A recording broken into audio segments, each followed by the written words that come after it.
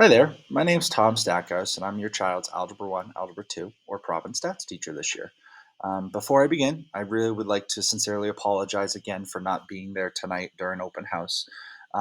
It just simply was a schedule conflict that I could not avoid and could not change. So I hate not being there, but I figured I'd record this video, and so that way you can get to know me a little bit, and then this would be the presentation I would give that night.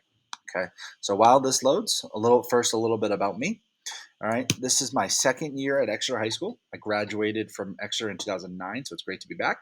It's my ninth year total of teaching. I've taught basically any math class that's available, so I've basically taught them all.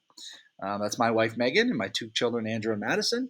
I love to coach football. It's my 15th season doing that, so it's something I really enjoy. I love going to Disney, and I've discovered cooking food, so I've enjoyed that. This is what my classroom's founded on. These core beliefs is that everyone can be successful as long as they're willing to work for it. It's my job to kind of meet them in the middle and help anyone who wants to get over that hump.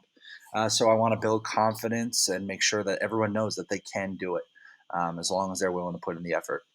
I don't have a ton of rules, so my big thing is mutual respect, and that's between me and the students and each other. I really want to develop that family community environment and make sure that everyone wants to come in, have some fun, learn some stuff, and just make it enjoyable for all and comfortable. Okay. So the picture shows my classroom setup. It's in groups. I hate rows. So the groups, I believe, really foster that communication and that teamwork and a little bit of healthy competition sometimes.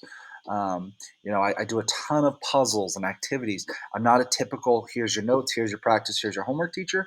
I really try to get the students engaged and up and around the room, moving and all that. Because if they're bored, I'm bored. I really want each day to be different, a different routine, and something that kind of engages them.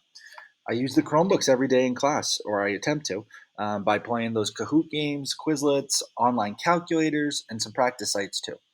Okay. And then another way that I develop that community, enjoyable, comfortable environment is by playing music. I play music every day in class. It helps bring the energy, helps it kind of feel a little bit more comfortable in class. Um, just a chance to make everyone kind of feeling comfortable. So homework, it's going to look a little bit different by class. Okay, Algebra 1, Algebra 2, you'll have homework every night. It's based on completion. So it's either they didn't do it, they attempted it but didn't finish it, or they finished it all. Okay.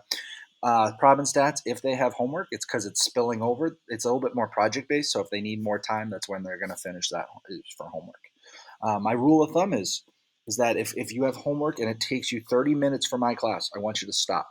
And the reason behind that is these kids have so much going on, sports and athletics and clubs and other homework, and they work too. They don't need 2 hours of math. So if it takes you more than 30 minutes, they're probably doing it wrong. They're going to get frustrated with me and then hopefully not, but they could develop a feeling of hating math, and I don't want that at all. So they come in the next day, ask some questions, and get clarified. Okay. I just don't want frustration. Their grades are made up of two categories, and this is just examples of what fits in those categories. Quizzes, check-ins are small point values. Homework would be in there as well. And then tests and unit projects and all of that for the summatives.